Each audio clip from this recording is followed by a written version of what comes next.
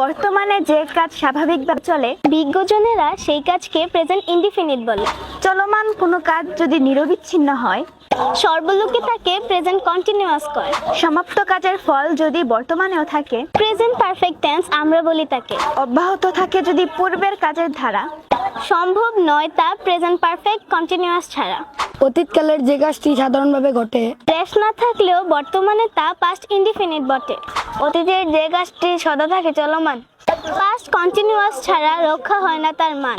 দুটি অতীতের মধ্যে যেটি আগে দেয়, পাস্ট পারফেক্ট টেন্স আমরা বলি তাই। অতীতের যে কাজটি ছিল অবিরাম, পাস্ট পারফেক্ট কন্টিনিউয়াস হলো তার নাম। ভবিষ্যতে যে ঘটনাটি ঘটবে সাধারণ, ফিউচার ইনডিফিনিট তার হয় যে নামকরণ। ভবিষ্যতে যে কাজটি ঘটবে অবিরত, ফিউচার কন্টিনিউয়াস টেন্স আমরা বলি শত। দুটি ভবিষ্যৎ কাজের মধ্যে আগে ঘটবে যাহা, ফিউচার পারফেক্ট টেন্স আমরা বলি তাহা। দুটি কাজের মধ্যে যাহা রয় ঘটমান, ফিউচার পারফেক্ট কন্টিনিউয়াস সেথায় থাকবে বহমান।